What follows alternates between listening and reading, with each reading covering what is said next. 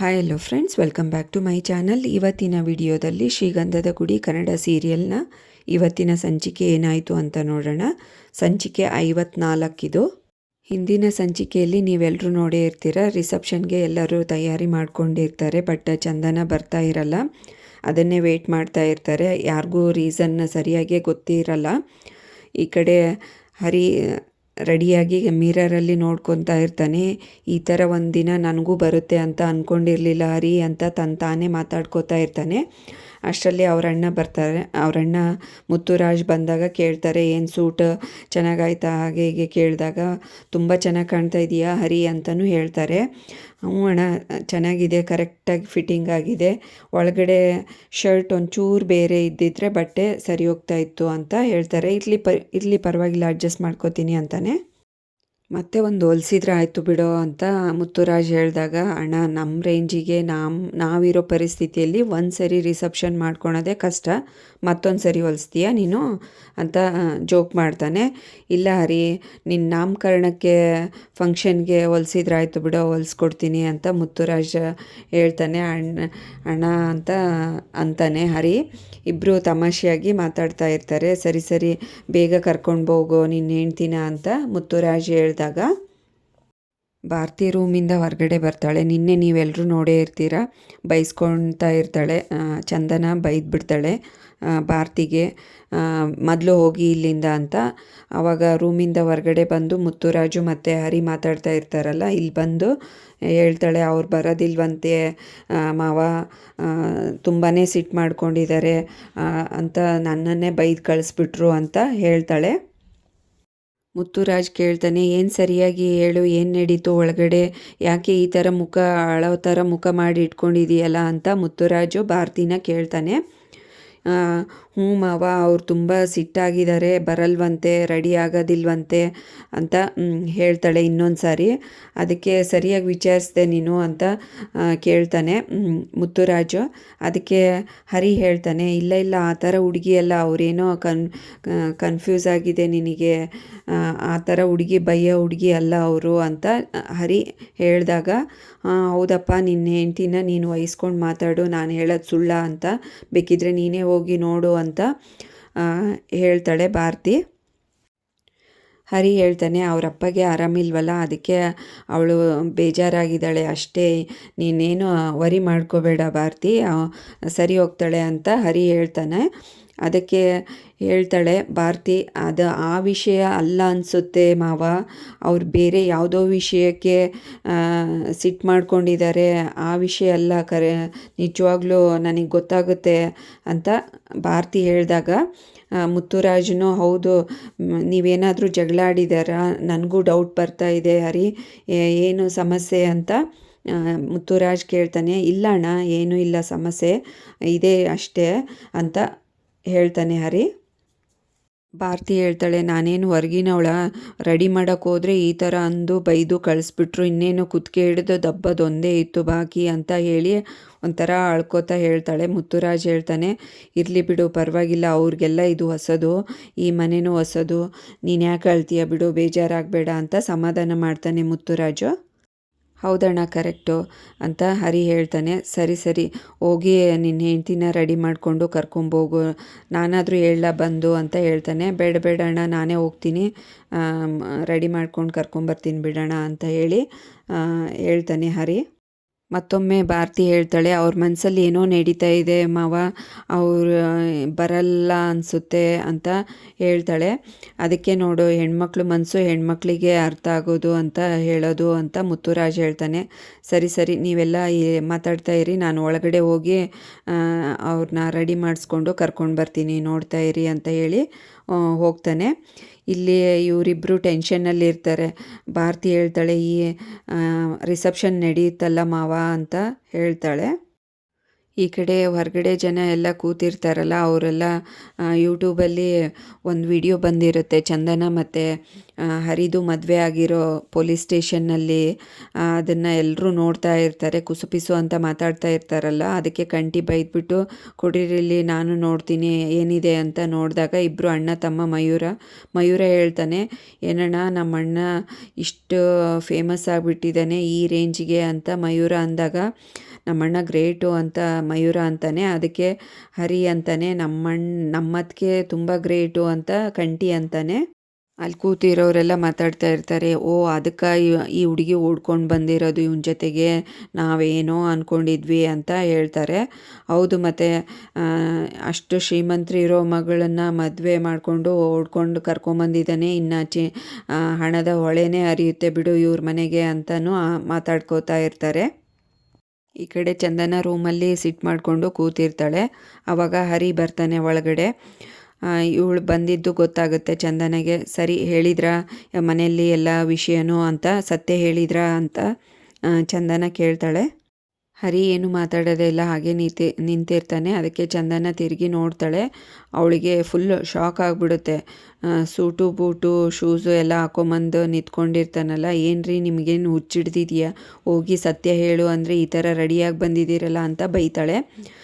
ಅದಕ್ಕೆ ಅಣ್ಣನ ಮಾತು ಮೀರಲ್ಲ ನಾನು, ನಿಮಗೆ ಗೊತ್ತಲ್ವಾ, ಅಣ್ಣ ಒತ್ತಾಯ ಮಾಡಿದ್ರು ಸೂಟ್ ಹಾಕೋ ಅಂತಂದು, ಅದಕ್ಕೆ ಹಾಕೊಂಬಂದೆ, ಪ್ಲೀಸ್ ರೀ ನೀವು ರೆಡಿಯಾಗಿಬಿಡಿ ಅಂತ ಹೇಳ್ತಾನೆ. ಅದಕ್ಕೆ ಚಂದನ ಬೈತಾಳೆ, ನಿಮಗೇನು ತಲೆಗಿಲೆ ಕೆಟ್ಟೋಗಿದೆಯಾ ಹಾಗೆ ಹೀಗೆ ಅಂತ ಬೈತಾಳೆ ಸಿಟ್ಟು ಮಾಡಿಕೊಂಡು. ಇನ್ನು ಈ ವಿಷಯನ ಮುಚ್ಚಿಟ್ರೆ ಸರಿ ಇರಲ್ಲ, ಇನ್ನು ನೀವು ಹೇಳಲಿಲ್ಲ ಅಂದರೆ ನಾನೇ ಹೇಳಬೇಕಾಗುತ್ತೆ ಅಂತ ಜೋರಾಗಿ ಬೈತಾಳೆ. ಹರಿ ರಿಕ್ವೆಸ್ಟ್ ಮಾಡ್ಕೋತಾನೆ, ಪ್ಲೀಸ್ ರೀ ಹೀಗೆಲ್ಲ ಮಾಡಬೇಡಿ, ಹೊರ್ಗಡೆ ತುಂಬ ಜನ ಬಂದುಬಿಟ್ಟಿದ್ದಾರೆ ಆಲ್ರೆಡಿ, ಇದು ಈ ಥರ ರೇಂಜಿಗೆ ಹೋಗಿ ಸಮಸ್ಯೆ ತಂದುಕೊಡುತ್ತೆ ಅಂತ ನಾನು ಅಂದ್ಕೊಂಡಿರಲಿಲ್ಲ. ಪ್ಲೀಸ್ ಇವತ್ತು 1 ಅವರು ಬಂದು ನಿಂತ್ಕೊಂಬಿಡಿ, ಆಮೇಲೆ ಎಲ್ಲರೂ ಊಟ ಮಾಡಿಕೊಂಡು ಹೊರಟೋಗ್ತಾರೆ, ಆಮೇಲೆ ಬಿಟ್ಟಿದ್ದು ನಿಮ್ಮ ಡಿಸಿಷನ್ನೇ, ನಾನೇನು ಅನ್ನಲ್ಲ ಅಂತ ಹೇಳ್ತಾನೆ ಹರಿ. ಅದಕ್ಕೆ ಚಂದನಗೆ ಸಿಟ್ಟು ಬರುತ್ತೆ, ಇವನೇನು ಸತ್ಯ ಹೇಳ್ದಂಗೆ ಕಾಣಲ್ಲ ಅಂತ ಹೇಳಿ ಒಂದು ಚೆಂಬನ್ನ ಒಸ್ಬಿಡ್ತಾಳೆ. ಚಂದನ ಲೋಟ ಚೆಂಬು ಒಸ್ಬಿಡ್ತಾಳಲ್ಲ, ಆ ಸೌಂಡಿಗೆ ಎದ್ನೋ ಬಿದ್ನೋ ಅಂತ ಮುತ್ತುರಾಜು ರೂಮ್ಗೆ ಓಡಿ ಬರ್ತಾನೆ. ಏನೋ ಹರಿ ಏನಾಯಿತು ಅಂತ ಗಾಬರಿಯಿಂದ ಓಡಿ ಬಂದಾಗ, ಅಣ್ಣ ಏನೂ ಇಲ್ಲ, ನೀನು ಹೋಗೋಣ, ನೀನು ಹೋಗು, ನಾನು ಕರ್ಕೊಂಬರ್ತೀನಿ, ಏನು ಸಮಸ್ಯೆ ಇಲ್ಲ, ಹೋಗೋಣ, ನೀನು ಹೋಗು, ನಾನು ಕರ್ಕೊಂಬರ್ತೀನಿ ಅಂತ ಪದೇ ಪದೇ ಹೇಳ್ತಾ ಇರ್ತಾನೆ. ಅವ್ರ ಅಣ್ಣ ಬಂದರು ಅಂತ ಚಂದನನ್ನು ಸುಮ್ಮನಾಗಿ ಮುಖ ನೋಡಿಕೊಂಡು ಹಾಗೆ ತಲೆ ಬಗ್ಸ್ಕೊಂಡು ಆ ಕಡೆ ಈ ಕಡೆ ನೋಡಿಕೊಂಡು ಸುಮ್ಮನೆ ಸಿಟ್ಟು ಮಾಡಿಕೊಂಡು ನಿಂತಿರ್ತಾಳೆ. ಏನು ಸಮಸ್ಯೆ ಅಂತ ಮುತ್ತುರಾಜ್ ಕೇಳ್ತಾನೆ. ಏನೂ ಇಲ್ಲಣ್ಣ, ನೀನು ಹೋಗೋಣ, ನಾನು ಪ್ಲೀಸ್ ಕರ್ಕೊಂಬರ್ತೀನಿ ಅಂತ ಹೇಳಿದಾಗ, ನೀನು ಸುಮ್ಮನೆ ಇರೋ, ನಾನು ಮಾತಾಡ್ತೀನಿ ಅಂತ ಮುತ್ತುರಾಜ್ ಕೇಳ್ತಾನೆ. ಏನಮ್ಮ, ಏನು ಸಮಸ್ಯೆ, ಏನಾಯಿತು ಅಂತ ಕೇಳ್ತಾನೆ ಮುತ್ತುರಾಜ್ ಚಂದನಗೆ. ನನಗಿಂತ ನೀನು ಚಿಕ್ಕವಳು, ಅದಕ್ಕೋಸ್ಕರ ನಾನು ಚಂದನ ಅಂತ ಕರಿತಾ ಇದ್ದೀನಿ, ಪರವಾಗಿಲ್ಲಮ್ಮ ಅಂತ ಕೇಳ್ತಾನೆ. ಅದಕ್ಕೆ ಆಯಿತು ಅಂತ ಸಮ್ಮತಿ ಕೊಡ್ತಾಳೆ ಚಂದನ. ಆವಾಗ ಎಲ್ಲ ವಿವರಿಸಿ ಹೇಳ್ತಾನೆ, ನೀವು ಈ ಥರ ಮದುವೆ ಮಾಡ್ಕೊಂಡು ಬಂದ್ರಿ, ಊರಲ್ಲಿ ಹೇಗೋ ಮಾತಾಡ್ತಾ ಇದ್ದಾರೆ, ಹಾಗೆ ನೀವು ನಿಮ್ಮಪ್ಪಂಗೆ ಆರಾಮಿಲ್ಲ ಅಂತ ಹೋದ್ರಲ್ಲ, ಆವಾಗ್ಲೂ ಅಷ್ಟೇ ಹೆಂಗೆ ಬೇಕು ಹಂಗೇ ಬಾಯಿಗೆ ಬಂದಂಗೆ ಊರ ಜನ ಎಲ್ಲ ಮಾತಾಡ್ತಾ ಇದ್ದಾರೆ. ಇನ್ನೇನು ನಿಮ್ಮ ಮನೆಯಲ್ಲಿ ಸಮಸ್ಯೆ ಇಲ್ಲ, ನಿಮ್ಮಪ್ಪಂಗೆ ಆರಾಮಾಯಿತು ಅಂತ ಅಂದಾಗಲೇ ನಾವು ಈ ಥರ ಏರ್ಪಾಡು ಮಾಡಿರೋದು, ಈ ಊರ ಜನದ ಬಾಯಿ ಮುಚ್ಚೋದಕ್ಕೋಸ್ಕರ, ಹಾಗೆ ನಿಮ್ಮ ಗೌರವನೂ ಉಳಿಸೋದಕ್ಕೋಸ್ಕರ ಈ ಏರ್ಪಾಡು ಮಾಡಿದ್ವಮ್ಮ ಅಂತ ಹೇಳ್ತಾನೆ. ನಿನ್ನ ಬಗ್ಗೆ ಯಾರು ಬೆರಳು ಮಾಡಿ ತೋರಿಸ್ಬಾರ್ದಮ್ಮ, ನಿನ್ನ ಗೌರವ ಉಳಿಸೋದಕ್ಕೇ ಈ ಥರ ಏರ್ಪಾಡು ಮಾಡಿದರೆ ಬಾಯಿ ಮುಚ್ಕೊಂಡು ಸುಮ್ಮನೆ ಇರ್ತಾರೆ ಅಂತ ಅಂದ್ಕೊಂಡು ಈ ಥರ ಎಲ್ಲ ಏರ್ಪಾಡು ಮಾಡಿದ್ವಿ ಅಂತ ಮುತ್ತುರಾಜ್ ಹೇಳ್ತಾನೆ. ಚಂದನಗೆ ತುಂಬ ಶಾಕ್ ಆಗಿಬಿಡುತ್ತೆ, ಇವರೆಲ್ಲ ಈ ಥರ ಮಾತಾಡ್ತಾ ಇದ್ದಾರೆ, ಎಷ್ಟು ಒಳ್ಳೆಯವರು ಅಂತ. ಅಣ್ಣ ಅಂತ ಕರಿಬೋದಾ ನಿಮಗೆ ಅಂತ ಕೇಳ್ತಾಳೆ ಚಂದನ. ಆಯ್ತಮ್ಮ ಕರಿ, ಸಂತೋಷನೇ ಅಂತ ಖುಷಿ ಆಗ್ತಾನೆ ಮುತ್ತುರಾಜು. ಅಣ್ಣ, ನನಗೆ ಹೆಂಗೆ ಇದು ರಿಸೆಪ್ಷನ್ ಮಾಡ್ಕೊಳೋದಕ್ಕೆ ನಮ್ಮಪ್ಪನ ಸಮಸ್ಯೆ ಅಲ್ಲ, ನಾವಿಬ್ಬರು ಮದುವೆ ಆಗಿರೋದೇ ಫೇಕು, ನಿಜವಾದ ಮದುವೆ ಅಲ್ಲ, ನಮ್ಮಪ್ಪ ಅಮ್ಮನಿಗೆ ನಂಬಿಸ್ಕೋದಕ್ಕೋಸ್ಕರ ನಾನು ಈ ಥರ ಮಾಡಿದ್ದು ಅಂತ ಹೇಳ್ತಾಳೆ ಚಂದನ. ನನಗೋಸ್ಕರ ನೀವೆಲ್ಲ ಎಷ್ಟು ಕಷ್ಟಪಟ್ಟಿದ್ದೀರಿ ಅಂತಲೂ ಹೇಳಿದ್ದಾರೆ ಹರಿ. ನನಗೋಸ್ಕರ ಈ ಥರ ಎಲ್ಲ ಮಾಡಿ ಯಾರೂ ಮಾಡೋದಿಲ್ಲ, ನಮ್ಮ ಮನೇಲಿ ಯಾರೂ ನನ್ನನ್ನು ಅರ್ಥ ಮಾಡ್ಕೊಳ್ಳಿಲ್ಲ, ನೀವೆಲ್ಲರೂ ಅರ್ಥ ಮಾಡಿಕೊಂಡು ನನಗೆ ನನ್ನ ಸಮಸ್ಯೆನ ಬಗೆಹರಿಸಿದ್ರಿ, ಆ ಸೈಕೋಯಿಂದ ಮದುವೆ ಆಗೋದನ್ನು ತಪ್ಪಿಸಿದ್ರಿ. ನಾನಿನ್ನೂ ನಿಮಗೆ ಮೋಸ ಮಾಡ್ದಂಗೆ ಆಗುತ್ತೆ ನಿಜ ಹೇಳಲಿಲ್ಲ ಅಂತ ಹೇಳ್ತಾಳೆ. ಈ ಥರ ರಿಸೆಪ್ಷನ್ ಇಡೋದು ತಪ್ಪು, ನಾನು ನಾಳೆಯಿಂದ ಇಲ್ಲಿ ಇರೋದಿಲ್ಲ, ಹೊರಟೋಗ್ತೀನಿ, ನಿಮಗೆ ಯಾವುದೇ ತೊಂದರೆ ಕೊಡೋದಿಲ್ಲ ಅಂತ ಚಂದನ ಹೇಳಿದಾಗ ಇವ್ರದ್ದು ಫೇಕ್ ಮದುವೆ ಅಂದ ತಕ್ಷಣವೇ ಇವನಿಗೆ ಫುಲ್ಲು ಶಾಕ್ ಆಗಿಬಿಡುತ್ತೆ. ಮುತ್ತುರಾಜನ್ಗೆ ಕಿವಿ ಮುಚ್ಕೊಂಡು ಒಂಥರ ಆಗ್ಬಿಡ್ತಾನೆ, ಮಂಚದ ಮೇಲೆ ಕುತ್ಕೊಂಡು ಬಿಡ್ತಾನೆ. ಹಾಗೆ ಹರಿ ನನಗೆ ನಮ್ಮ ಮನೇಲಿ ಯಾರೂ ಅರ್ಥ ಮಾಡ್ಕೊಂಡಿರಲ್ಲ, ಇವರೇ ಪಾಪ ನನಗೆ ಎಲ್ಲದನ್ನು ಸಮಾಧಾನ ಮಾಡಿಬಿಟ್ಟು ಬೆಂಗಳೂರಿಗೆ ಕರ್ಕೊಂಡು ಹೋಗ್ತೀನಿ ಅಂತ ಭರವಸೆ ಕೊಟ್ಟರು. ಅದಕ್ಕೆ ನಾನು ನಂಬ್ಕೊಂಡು ಈ ಥರ ಆಯಿತು, ಇಷ್ಟೆಲ್ಲ ಆಯಿತು. ಪಾಪ ಅವ್ರದ್ದು ಇದರಲ್ಲಿ ಏನೂ ತಪ್ಪಿಲ್ಲ, ನನಗೋಸ್ಕರ ಹೆಲ್ಪ್ ಮಾಡೋದಕ್ಕೆ ಇಷ್ಟೆಲ್ಲ ಅವರು ರಿಸ್ಕ್ ತೊಗೊಂಡ್ರು ಅಂತ ಹೇಳ್ತಾಳೆ ಚಂದನ.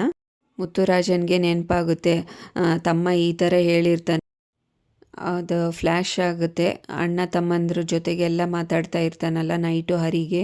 ಹ್ಞೂ ಅಣ್ಣ, ನಾನು ಡ್ರೈವರ್ ಅಂತ ಹೇಳಿದ್ರು ಅವ್ರು ಕೇಳಲಿಲ್ಲ, ನಾನು ನಿನ್ನ ಜೊತೆಗೇ ಬರ್ತೀನಿ ಅಂತ ಹೇಳ್ತಾ ಇದ್ರು ಅಂತ ಅವನಿಗೆ ನೆನಪಾಗುತ್ತೆ. ಅದನ್ನೆಲ್ಲ ನೆನಪಾಗುತ್ತೆ. ಜೋರಾಗಿ ಹೊಡೆದ್ಬಿಡ್ತಾನೆ ಹರಿಗೆ. ನನ್ನ ನಂಬಿಕೆನ ಉಳಿಸ್ಕೊಳ್ಳಿಲ್ಲ ಹರಿ, ನೀನು ಎಂಥ ದೊಡ್ಡ ತಪ್ಪು ಮಾಡಿಬಿಟ್ಟೆ ಅಂತ ಮತ್ತೊಂದು ಸರಿ ಹೊಡೆದ್ಬಿಡ್ತಾನೆ ತಮ್ಮನಿಗೆ.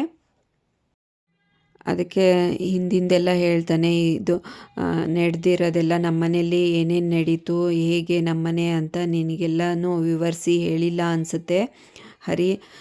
ಸಾರಿ ಅಮ್ಮ, ನಮ್ಮಿಂದ ತುಂಬ ತಪ್ಪಾಯಿತು ಅಂತ ಚಂದನಗೆ ಕೇಳ್ಕೊತಾನೆ ಮುತ್ತುರಾಜು. ಇವ್ರು ನನ್ನ ಅಣ್ಣ, ನನ್ನ ತಮ್ಮಂದ್ರೆಲ್ಲ ನಮ್ಮಮ್ಮ ಹುಟ್ಟಿದ ತಕ್ಷಣವೇ ಅವ್ರು ತೀರ್ಕೊಂಬಿಟ್ರು. ಅವರಿಗೆ ಮುಖನೂ ನೆನಪಿಲ್ಲ ನನ್ನ ತಮ್ಮಂದ್ರಿಗೆ ಅವ್ರ ಅಮ್ಮಂದು. ಹಾಗೆ ನಾನೇ ಇವ್ರಿಗೆಲ್ಲ ಅಮ್ಮ ಆಗಿ ಬೆಳೆಸಿದ್ದೀನಿ. ಅದೆಷ್ಟು ಮಟ್ಟಿಗೆ ಬೆಳೆಸಿದ್ದೀನೋ ನನಗೆ ಗೊತ್ತಿಲ್ಲ, ನಾನು ಚೆನ್ನಾಗೇ ಬೆಳೆಸಿದ್ದೀನಿ ಅಂತ ಅಂದ್ಕೊಂಡಿದ್ದೀನಿ. ಬಟ್ ಈ ಥರ ಇವನು ಹೀಗೆ ಮೋಸ ಮಾಡ್ತಾನೆ ಅಂತ ಅಂದ್ಕೊಂಡಿರಲಿಲ್ಲ ಅಂತ ಹರಿಗೆ ಮುತ್ತುರಾಜ್ ಹೇಳ್ತಾನೆ. ಚಂದನ ಹೇಳ್ತಾಳೆ, ಹೋಗಲಿ ಬಿಡಿ, ಅವ್ರದ್ದೇನು ತಪ್ಪಿಲ್ಲ, ಈ ಸಮಸ್ಯೆ ನಮ್ಮಿಬ್ಬರದ್ದು ಆಗಿತ್ತು, ನಾವು ಒಂದು ಇದರಲ್ಲಿ ಸಿಕ್ಕಾಕೊಂಡ್ಬಿಟ್ವಿ, ಮತ್ತು ಅದನ್ನು ಇವಾಗೇ ಬಗೆಹರಿಸ್ಕೊತಾ ಇದ್ದೀವಲ್ವ ಅಂತ ಕೈ ಮುಗಿದು ಬೇಡ್ಕೋತಾಳೆ. ಆಯ್ತಮ್ಮ, ನಮ್ಮೂರಲ್ಲಿ ಎಲ್ರೂ ನಮ್ಮ ಮನೆ ಬಗ್ಗೆ ಮಾತಾಡೋದೇನು ತಪ್ಪಿಲ್ಲ ಬಿಡು, ನಮ್ಮ ಮನೇಲಿ ಹೆಣ್ಣು ಶಾಪ ಇದೆ, ಹಾಗೆ ಹೀಗೆ ಅಂತ ಹೇಳ್ಕೋತಾನೆ. ಎಲ್ಲರ ಮನೆಯಲ್ಲೂ ಎಲ್ಲರಿಗೂ ಊರಲ್ಲಿ ಒಂದು ಮನೆಗೆ ಒಂದು ಹೆಸರು ಅಂತ ಇರುತ್ತೆ, ಸುಳ್ಳ್ರ ಮನೆ, ಕಳ್ಳರ ಮನೆ. ಹಾಗೆ ನಮಗೆ ಹೆಣ್ಣು ದಿಕ್ಕಿಲ್ದ ಮನೆ, ಹೆಣ್ಣಿನ ಶಾಪ ಇರೋ ಮನೆ ಅಂತ ಆಡ್ಕೋತಾರೆ. ಅವರೆಲ್ಲ ಹೊರಗಡೆ ಬಂದಿದ್ದಾರಲ್ಲ, ನಮ್ಮ ಖುಷಿ ನೋಡ್ಕೊಂಬಿಟ್ಟು ಅವ್ರು ನಮ್ಮನ್ನು ಹಾರೈಸೋಕ್ಕೆ ಬಂದಿಲ್ಲಮ್ಮ, ನೀನೇನು ಯೋಚನೆ ಮಾಡಬೇಡ, ಈ ರಿಸೆಪ್ಷನ್ ನಿಂತೋದ್ರೆ ಏನು ಪರವಾಗಿಲ್ಲ, ಅವರು ಹೆಂಗೆ ನೀವು ಸಂತೋಷವಾಗಿರ್ತೀರ ನೋಡೇ ಬಿಡೋಣ ಅಂತ ಹೇಳ್ಕೊಂಡು ತಮಾಷೆಯಾಗಿ ನೋಡ್ಕೊಂಡು ಹೋಗೋಣ ಅಂತ ಬಂದಿದ್ದಾರೆ ಅಷ್ಟೇ. ಅವರಿಂದ ನಮಗೆ ಯಾವುದೂ ವ್ಯತ್ಯಾಸ ಆಗೋದಿಲ್ಲ, ನೀವೇನು ತಲೆ ಕೆಡಿಸ್ಕೋಬೇಡಿ, ಇದನ್ನು ನಾನೇ ಸರಿ ಮಾಡ್ತೀನಿ, ಹೊರಗಡೆ ಹೋಗಿ ಈ ಸಮಸ್ಯೆನ ನಾನೇ ಬಗೆಹರಿಸ್ತೀನಿ ಅಂತ ಹೇಳಿ ಹೊರಟೋಗ್ತಾನೆ. ಹರಿ ಮತ್ತೆ ಮಾತಾಡೋಕ್ಕೆ ಸ್ಟಾರ್ಟ್ ಮಾಡ್ತಾನೆ. ಪ್ಲೀಸ್ ಅಣ್ಣ, ನನ್ನನ್ನು ಕ್ಷಮಿಸ್ಬಿಡು, ನನ್ನಿಂದನೇ ಇಷ್ಟೆಲ್ಲ ಆಗಿದ್ದು, ನಾನು ಮುಂಚೆನೇ ಹೇಳಿದರೆ ಈ ಥರ ಆಗ್ತಾ ಇರಲಿಲ್ಲ ಅಂತ ಬೇಡ್ಕೋತಾನೆ. ಕಾಲು ಹಿಡಿದು ಬೇಡ್ಕೋತಾನೆ ಅವ್ರ ಅಣ್ಣಂಗೆ, ಮುತ್ತುರಾಜನ್ಗೆ, ನನ್ನನ್ನು ಕ್ಷಮಿಸ್ಬಿಡೋಣ ಪ್ಲೀಸ್ ಅಂತ ಹೇಳ್ತಾನೆ. ಅವರಣ್ಣ ಆಯಿತು ಅಂತ ಎಬ್ಬಿಸಿ ನಿಲ್ಲಿಸ್ತಾರೆ. ಆಯಿತು, ನೀನೇನು ಚಿಂತೆ ಮಾಡಬೇಡಮ್ಮ, ಇದರಲ್ಲಿ ನಿಂದೇನೂ ತಪ್ಪಿಲ್ಲ, ನೀನು ಸಾರಿ ಕೇಳೋ ಅವಶ್ಯಕತೆಯೂ ಇಲ್ಲ, ಇದೆಲ್ಲ ನಮ್ಮಿಂದನೇ ಆಗಿದ್ದು, ನಾವೇ ಏರ್ಪಾಡು ಮಾಡಿರೋದು, ಈ ಸಮಸ್ಯೆನ ನಾನೇ ಬಗೆಹರಿಸ್ತೀನಿ ಅಂತ ಹೇಳಿ ಹೊರಗಡೆ ಹೊರಟೋಗ್ತಾನೆ. ಅಲ್ಲಿಗೆ ಈ ಸಂಚಿಕೆಯನ್ನು ಮುಕ್ತಾಯಗೊಳಿಸ್ತಾರೆ. ನೆಕ್ಸ್ಟ್ ಸಂಚಿಕೆಯಲ್ಲಿ ಏನಾಯಿತು ಅಂತ ಕಾದು ನೋಡೋಣ. ಅಲ್ಲಿವರೆಗೂ ಈ ವಿಡಿಯೋ ನೋಡಿದ್ದಕ್ಕೆ ಎಲ್ರಿಗೂ ಥ್ಯಾಂಕ್ಸ್. ಹಾಗೆ ಈ ವಿಡಿಯೋ ಇಷ್ಟ ಆದರೆ ಲೈಕ್ ಮಾಡಿ, ಶೇರ್ ಮಾಡಿ, ಕಮೆಂಟ್ ಮಾಡಿ, ಹಾಗೆ ಚಾನಲ್ನ ಸಬ್ಸ್ಕ್ರೈಬ್ ಮಾಡ್ಕೊಳ್ಳಿ. Thanks for watching this video.